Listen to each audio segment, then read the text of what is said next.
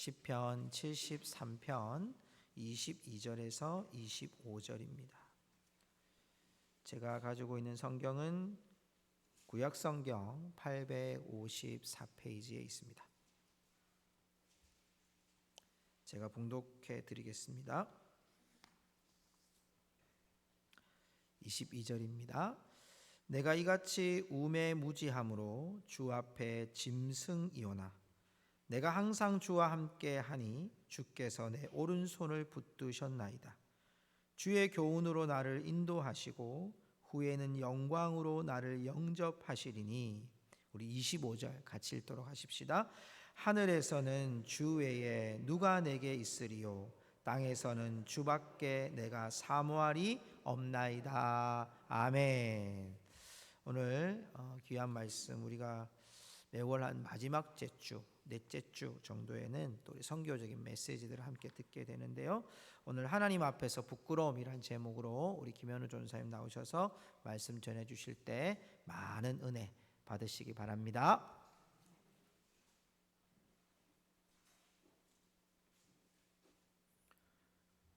네, 우리 말씀 나누겠습니다.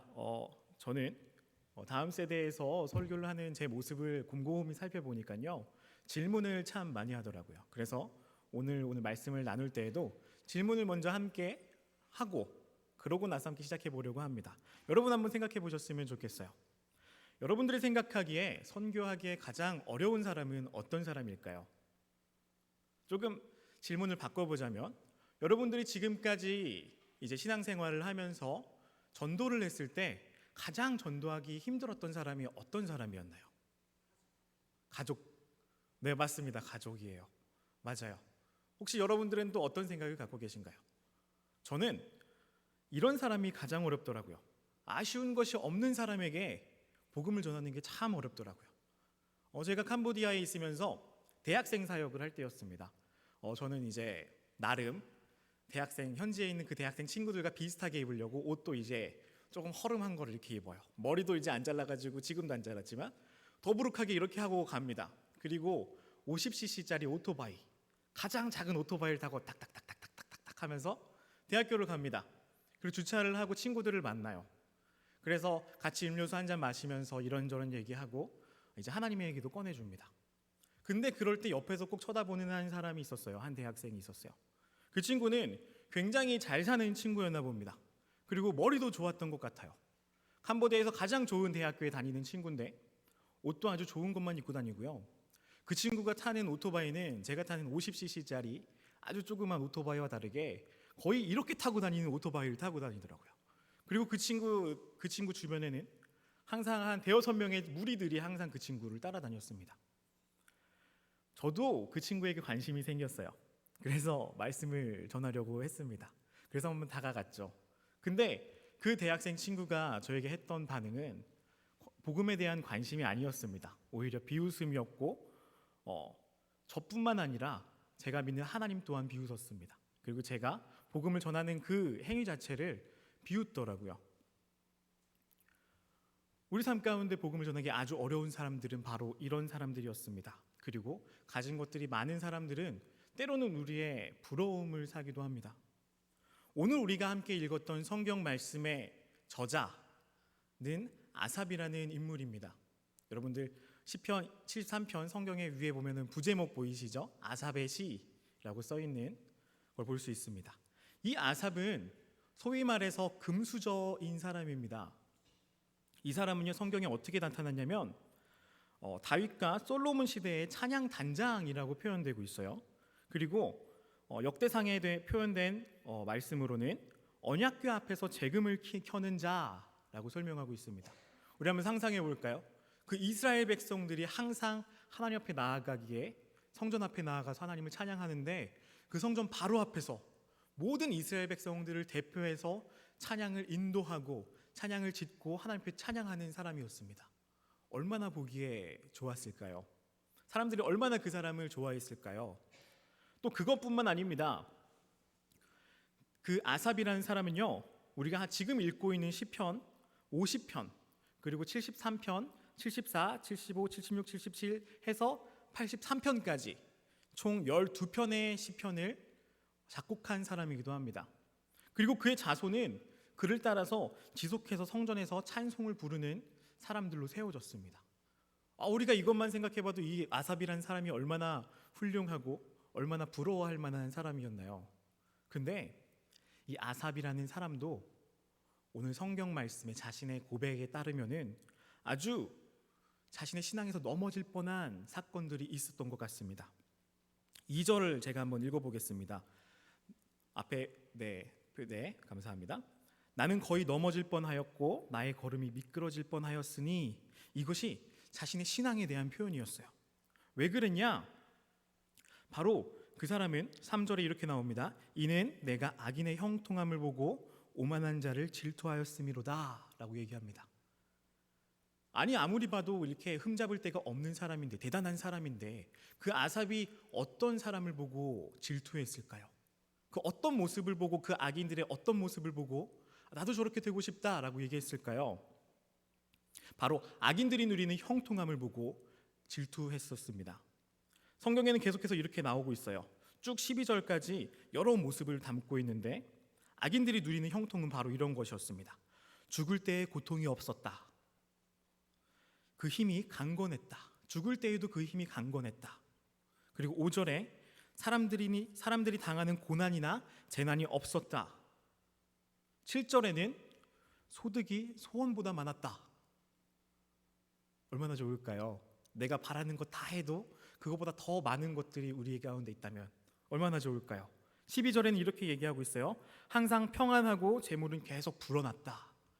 우리가 얼마나 바람하지 않는 그런 삶의 모습입니까? 아삽은 바로 악인들의 이런 형통한 삶의 모습들을 보면서 부러워했고, 그 모습 때문에 때로는 자신의 신앙 또한 무너지고 흔들렸다고 고백하고 있습니다. 그런데 이런 악인들의 태도는 어땠을까요? 아무리 삶의 좋은 모습을 보이더라도 그렇다고 해서 악인이라고 불리진 않았을 거 아닙니까? 과연 그들의 악한 태도는 도대체 무엇이었을까요? 동일한 구절에서 악한 모습들을 이렇게 표현하고 있습니다. 6절에서는요, 교만이 그들의 목걸이가 되었다. 강포가, 다른 말로 폭력이, 포악함이 그들의 옷이 되었다. 능욕하고 악하게 말하고 높은 데서 거만하게 말했다. 8절에 얘기하고 있어요. 그리고 9절에 보니까 입은 하늘에 두고 입으로 하나님을 대적하는 그런 모습을 보여주고요. 혀는 땅에 두루 다닌다 라고 말하고 있습니다. 하나님께 입은 하늘에 둔다라는 말은 자신의 입으로 하나님을 대적한다라는 의미입니다. 하나님께서 어떻게 말하든지 나는 내가 하고 싶은 대로 다 할 거야. 하나님은 이것조차 안 돼 라고 얘기를 하는 거죠. 그리고 혀는 땅에 두루 다닌다는 말은 말로 사람들에게 독한 말을 내뱉고 나쁜 말을 내뱉고 저주한다는 겁니다. 근데 이 사람은 자신이 갖고 있는 것이 많기 때문에, 삶이 형통하기 때문에 사람들에게 이런 말을 해도 사람들에게 지탄을 받지 않아요. 사람들이 그를 나쁘게 행할 수 없어요. 왜냐? 그 악인은 형통하기 때문이죠. 그리고 더 나아가서 10절에는 이렇게 얘기하고 있습니다. 잔에 가득한 물을 다 마신다. 사람들이 그 사람에게 가서 그 사람이 갖고 있는 잔에 가득한 물을 다 마신다. 이 말은 어떤 의미냐? 사람들이 그 악인이 하는 행동들을 따라한다는 겁니다. 악인들이 행했던 악한 일들, 교만한 일들, 사람들에게 나쁜 말을 내뱉는 일들, 그것을 다 따라한다는 겁니다. 만약 그렇게 한다면 자신도 그 사람이 악한 그 악인이 누리고 있는 그 형통함을 자신이 얻을까 해서 말이죠. 그리고 11절에는 아주 가관입니다. 11절 제가 한번 읽어보겠습니다. 말하기를 하나님이 어찌하랴 지존자에게 지식이 있으랴 하는도다. 너무 화가 나는 말씀입니다. 하나님을 무시하고 하나님이 어떻게 이것까지 알 수 있겠어? 아무리 지존자라고 하더라도 그가 모든 것을 알 수 있겠어? 모든 것을 할 수 있겠어? 나만큼이나 이 세상에서 모든 것을 할 수 있겠어? 하나님을 아주 조롱하고 있는 표현이죠. 악한 사람의 태도라는 것은 바로 그런 겁니다. 저도 살면서 이런 사람을 만난 적이 있어요. 군대에 있었습니다. 군대에서 의무병이라고 이제 사람들을 다치면 치료해주고 보호해주는 그런 의무를 갖고 있는 병사입니다. 근데 이 병사는요, 그때 당시 나이가 30대 중반이었어요. 의대에서 열심히 의학 공부를 하고 졸업하고 나서 다른 일을 이제 계속해서 공부를 하다가 어쩔 수 없이 나이가 차가지고 의무병으로 들어왔습니다. 근데 이 사람은 아주 머리가 똑똑한 거예요. 이제 군대 안에서 자기가 할 수 있는 것들은 교묘하게 빠져나가가지고 다른 사람이 해야 되는 일은 안 하고 내가 쉬고 싶으면 쉬고 다른 사람을 속이며 그렇게 사는 겁니다. 근데 여기서 끝나지 않았어요. 그 사람이 하는 일은 모든 것이 형통해졌습니다. 자신이 머리가 좋으니까 이렇게 하면 저 사람이 이렇게 해주겠지. 내가 이 간부한테 이렇게 말하고 이 간부한테 이렇게 말하면은 이게 서로 연결돼서 나는 이런 유익을 얻겠지. 아주 계획하고 치밀하게 군 생활을 했던 사람입니다. 그 사람의 군대의 삶은 누가 봐도 나도 저렇게 편하게 군 생활하고 싶다 하는 사람이었습니다. 그러나 그 사람의 마음속에는 하나님을 인정하지 않고 하나님을 모욕하고, 우리가 교회에 가서 하나님께 예배드리는 그 모습을 보고 무슨 그런 말도 안 되는 신을 믿냐, 이 세상에 신이 어딨냐 비난하는 삶의 모습이었습니다. 근데 저도 이 아삽의 모습처럼 때로는 그 모습이 부럽더라고요. 밤에 나는 이렇게 새벽 1시, 2시에 일어나가지고 군장을 메고 총을 메고 저 추운 저 검문소로 나아가서 이걸 서야 되는데, 그 사람은 말 한마디 잘해가지고 군생활 내내 한 번 밖에 안 나가지 않는 거예요. 그 사람이 너무 부럽더라고요. 아삽의 삶의 고백도 이런 고백이었습니다. 2절처럼 자신이 그런 모든 신앙 가운데 넘어질 법했다, 너무 부러웠다 라고 고백합니다. 거기서 끝나지 않습니다. 13절에 보니까 이렇게 얘기하고 있습니다. 내가 내 마음을 깨끗하게 하며 내 손을 씻어 무죄하다 한 것이 실로 헛되도다. 하나님 앞에서 항상 회개하고 제단 앞에서 제사를 드리며 자신의 모든 것을 드려 하나님을 찬양한다 할지라도 자신의 했던 모든 삶이 헛되도다. 내가 하나님 앞에서 신앙생활하는 것이 도대체 무슨 의미가 있느냐 라고 고백하는 겁니다. 오히려 자신이 살려고 발버둥 치면 발버둥 칠수록 자신에게 고난이 찾아오고 아침마다 징벌을 받는 겁니다. 14절에 이는 고백이 바로 그런 고백이죠. 나는 종일 재난을 당하며 아침마다 징벌을 받았도다. 우리가 아무리 신앙생활에서 열심히 한다 할지라도 항상 우리 가운데 재난이 찾아온다면, 우리 삶 가운데 고난이 찾아온다면, 끊이지 않는다면 이 삶이 얼마나 힘든 삶일까요? 우리가 산을 넘잖아요. 고개를 넘고 고개를 넘습니다. 근데 한 고개를 넘어서 이제 내리막길이 있어서 조금 내려가면 기분 좋겠다, 좀 편하겠다 라고 생각하고 이 고개를 넘었는데 내리막길 없고 또다시 이만한 고개가 있다면 얼마나 가는 길이 힘들까요? 바로 아삽이 느끼는 삶의 고통, 신앙생활의 고통은 바로 이런 것이었습니다. 아삽은 하나님께서 자신에게 주시는 고통이 도대체 어떤 뜻인지 몰랐습니다. 하나님, 도대체 이 뜻이 무엇입니까? 내 삶 가운데 오는 이 고통이 무엇입니까? 나는 내 삶을 포기하고 싶을 정도로 하나님 너무나 괴롭고 고통스럽습니다. 그런데 반해 저 악인들이 하는 그런 모습들은, 저 삶은 부럽습니다. 이렇게 고백하는 거예요. 근데 이렇게 말하고 있는 아삽에게 전혀 반대의 이야기가 시작됩니다. 바로 17절의 말씀입니다. 우리 한번 이 말씀을 같이 읽어보겠습니다. 앞을 보시고 혹은 성경을 볼 수 있으신 분은 성경을 보시고 함께 읽어보겠습니다. 시작. 하나님의 성소에 들어갈 때에야 그들의 종말을 내가 깨달았나이다. 아멘. 아삽은 비로소 그 악인들의 끝을 깨달았습니다. 어떻게 할 때? 바로 성소에 들어갈 때 말이죠. 성소에 들어간다는 건 도대체 어떤 의미가 있을까요? 여러분, 성소 안에는 무엇이 있죠? 성소 안에는 지성소가 있고 그 지성소 안에는 언약궤가 있습니다. 이 언약궤는 어떤 것이 있죠? 십계명 돌판과 아론의 쌍난 지팡이와 만나가 있습니다. 이것은 도대체 어떤 의미일까요? 하나님께서 함께 하신다. 하나님의 임재, 하나님께서 직접 그 자리에 계신다라는 의미입니다. 아삽은 바로 그 성소에 들어가서 하나님을 만나고서야 깨달았습니다. 자신이 갖고 있었던 그 불평과 불만들, 악인들을 향한 부러움은 아무 의미가 없는 것이구나 라는 것을 깨달았습니다. 우리는 이것을 생각했으면 좋겠습니다. 비로소 아삽은 성소 안에 들어가서 하나님을 만났을 때 입장을 바꿔서 생각할 수 있게 됩니다.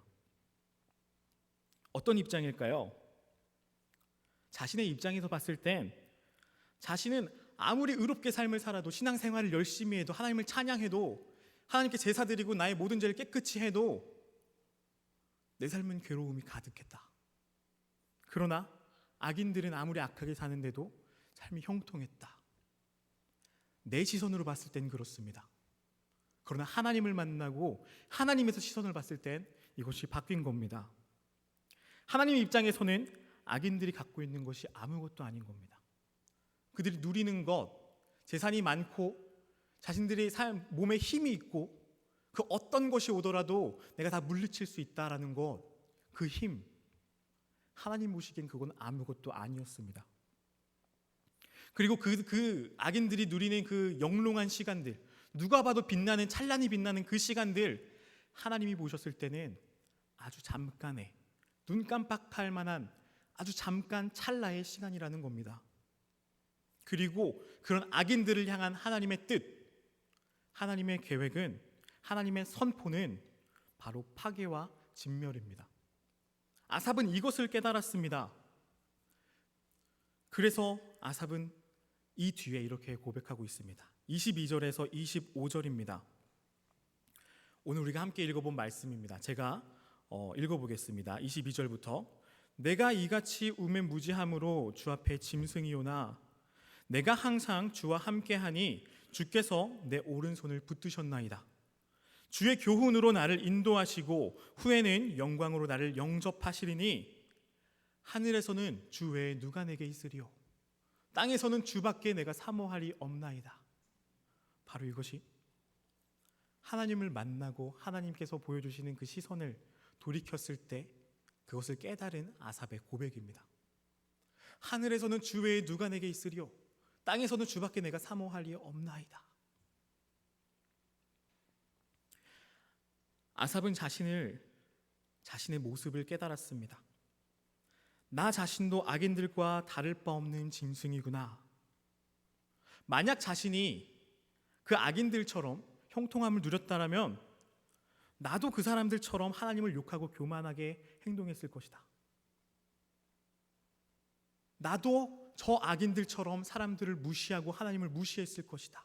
내 모습이 바로 이런 짐승의 모습이구나. 그런데 그럼에도 불구하고 내가 의로운 자리에 있을 수 있었던 것은 하나님께서 나를 붙잡아 주셨기에, 하나님께서 오른손으로 나를 붙잡아 주셨기에, 내가 하는 것이 아니라 하나님께서 나를 지켜주셨기에 내가 이 자리에 설 수 있구나 라고 고백하고 있습니다.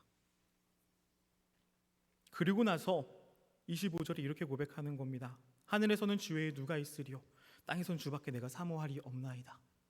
내가 이 세상 살아가면서 그 어떤 것이 필요하겠습니까? 하나님, 내가 저 악인들처럼 그 어떤 형통함이 필요하겠습니까? 내가 그 어떤 삶이 필요하겠습니까? 내 건강이겠습니까? 내 재산이겠습니까? 사람들과의 관계이겠습니까? 내 평안한 삶이겠습니까? 그 모든 것 없어도 오직 하나님 나와 함께 하신다면 내가 그것으로 만족하겠나이다. 하나님 나와 함께 하여 주시옵소서. 바로 이런 고백 아니겠습니까? 우리의 삶을 돌아봤으면 좋겠습니다.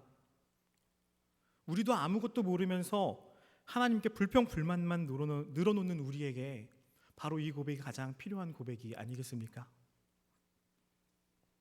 그렇다면 우리가 진짜 형통은 무엇일까요? 함께 살펴봤으면 좋겠습니다. 지난주에 저희 다음 세대, 특히 중고등부에서 우리가 암송하고 있는 말씀 혹시 있으면 함께 나눴으면 좋겠다라고 했더니 중학교 1학년 예원이가 이 구절을 외우더라고요. 시편 1편 1절에서 6절 1편 전체를 암송을 하더라고요.